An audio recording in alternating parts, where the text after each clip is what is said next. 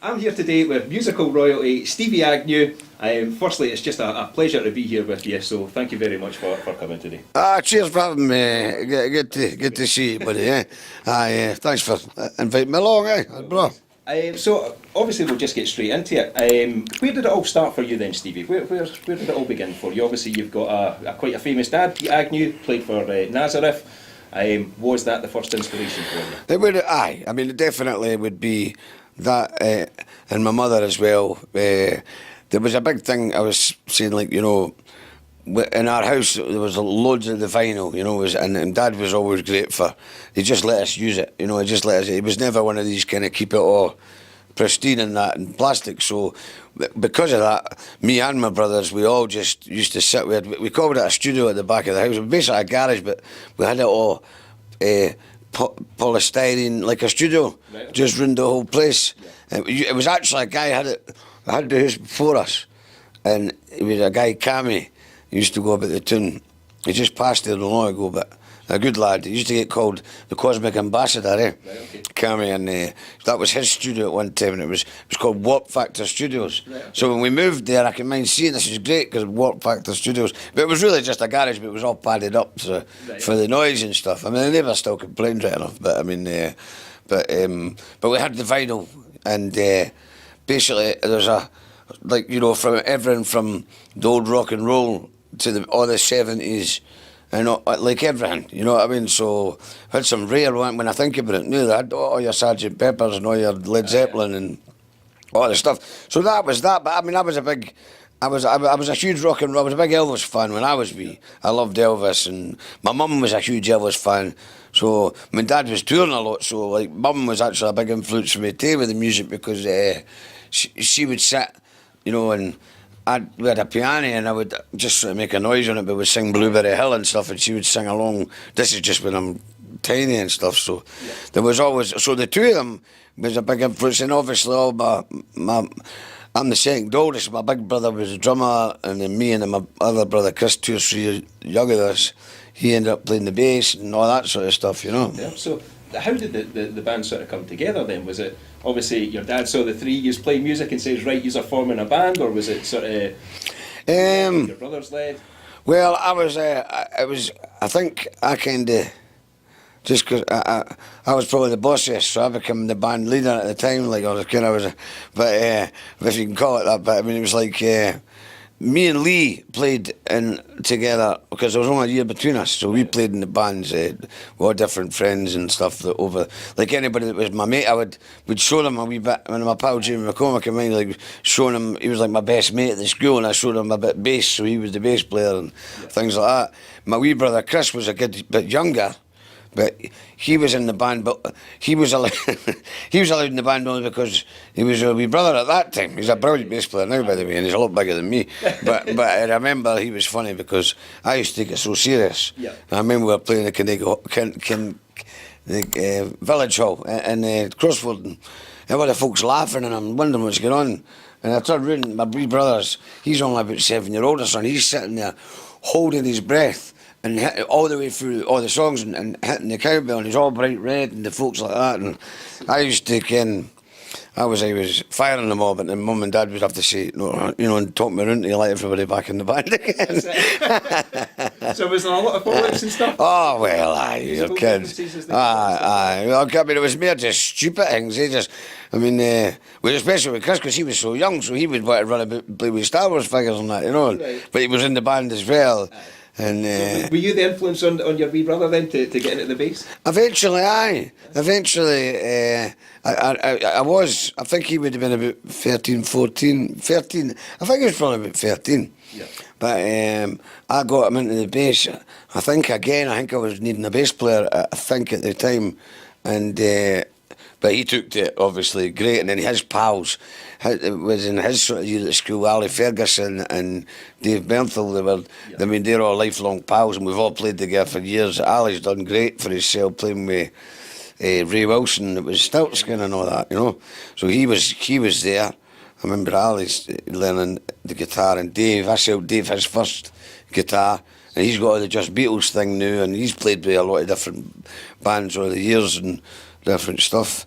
he was in the Jonathan Ross show. I don't know if you made the Jonathan Ross show. It was they won the wooden spoon thing, but that was actually a cool thing to win because that was what the guy that run the thing, that was his favourite. It's like what he thought would win.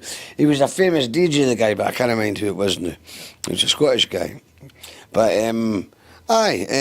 we all just played the Red Indians. It was gala days and that, fancy dress, going along the main drag, you know, the main street at Crossford, all dressed up as Indians and stuff like that, you know. So, so we done all that. Health and safety was having, you know, because there was like a generator there. Yeah. But we used to do loads of, at that time when it was really, we were, you know, just like we used to play all the galas and all the different things like that. Would you say that's where to start off then? If you're a new band out there just now, do you think that's a good place to start, like doing the wee local sort of festivals and things? I think it's great. I mean, I think that I see, like when I was young, and I don't know if it is maybe just because with Dad being, you know, in the band and stuff that maybe we got into it quicker. But now it's great. I mean, there's loads and loads of young bands. I mean, there's loads of bands. It's probably harder to make it and stuff, but there's loads of young bands. You know, bands playing at a young age and all that. When we were young. When we were right young, there was nobody else doing it except us. Came up with it, we were the only one. And them in Musical Youth, they were on the telly. You know what I mean?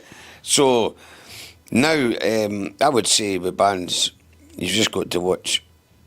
That I was saying, I think one of the things you've got to watch is this, like when you're out doing covers, it's fine, and you can make a living doing covers. If you want to do like that, it's fine. But you've got to watch no falling a false sense of security, because when you're out playing covers and folk are drinking, everybody else is partying on and they're enjoying your show, but you're not doing your own stuff, so you can feel like you're making it. You can feel like you're kind of making it, but you're not really, because you're kind of like you're doing all right and you're making a living and all that, but you're not. I think you've got to try and push your own material if that's what you want to do, and ideally if you can chuck a few of your own songs in and that, depending on what kind of band that you're, if it would suit what you're doing. But I mean, I think the big thing about the young band, you just have to get seen by somebody, and it's really just playing the right venues and stuff to be doing that, you know, just round about where folk are getting signed and stuff like that. Can I ask you, did you have a job to begin with, like as well as doing the music, or did you just sort of throw yourself into the music and, you know, hope for the best sort of thing? No, I mean, when I left the school, I was a painter and decorator. Right, okay. And I went to the Loader Tech, I think it's called something else now, but Dunfermline, the college now. So I went there for a while. I've done that, done a bit of brickies labouring, a bit of landscaping, but I've done bits and pieces on the way, just like, but, you know, but I've always been, I mean, for the age of, it's probably for the age of 18, I've always played the weekends, even the times I had a job, and then eventually you get enough gigs doing what I was doing that you're kind of knackered if you're working during the week as well. I mean, so I just kind of go and end up full time with the gigs, like, and every once in a while I've had a wee break fit and went back to lifting bricks and went, right, I'm going back to this again, like, you know what I mean? It's too cold for me now. I'm starting to feel it. Get the old hits of it. But nowadays, can you still make money in music? Like, is it albums, merchandise? Aye. I don't think anybody makes money off their albums now. I mean, this is just what I've sort of been seen or been told. That's why the tickets are up quite high for gigs, because nobody, it's the merchandise and the gigs, because folk didn't really buy albums now. Although, one thing is, now apparently vinyl's all coming back, or it's back, you know, because like my mate Dave's wee lassie, she wanted like vinyl, that's what she wanted for her Christmas, was vinyl. She was about 18, 19, and she wanted Beatles vinyl and everything else. So there is, that is a great thing that's coming back, because it was a brilliant, I went into the tune the other day and it was great. I've never done it for years, and I'm going to get myself a record player, but I was just looking for CDs for the car. Was she going around just looking and trying, you know, I thought this was great, you know, you miss all that. But we used to have a few of the time. Aye, I did. Aye, there was the guy who had his own wee record store, the boy years ago. It was, I had that stuff. It was great. But you used to just like going through all the stuff, having a wee look. And, but there's, what you were saying there, is that money and the thing. Well, I mean, I think And obviously that's not what it's just about. No, I mean, well, I mean, it's, I suppose it depends. I mean, for what I do, you know, cover. I mean, there's plenty of work for going round and playing. I mean, I'll do the odd thing, like if I have my, like, I've always made a living going round playing pubs now, and I'll have my wee moments where I'll do like a wee album thing and try and launch it, and you know, just for see where I can get with that. And then we've done a tribute to the band, The Last Waltz. You have these wee projects in between where you're. I would say the gigs, what I do is like the bread and butter, Yeah. and then you've got your wee special things, you know. You kind of almost have to split it in two then, so you still need that sort of regular income. Oh, aye, I mean... Write your own stuff in the background. Well, I mean, it depends. I mean, if somebody's got... I mean, if somebody's got a day... You're probably in a better... Well, it's hard to say, innit? I mean, if you've got a day job, right, and you're writing songs, then it's quite good, because then you're writing... And then you've got time to just concentrate on your own thing. Yeah. But if you're doing covers for a living, then obviously you're going to be doing that, and you can kind of discourage yourself for the last thing you're going to do when you go home is play the guitar, or you know, because you've been playing the guitar or drums or whatever all week. So it depends, eh? But then if you love it, then I suppose you know, different with this writing and songs and that, you seem to.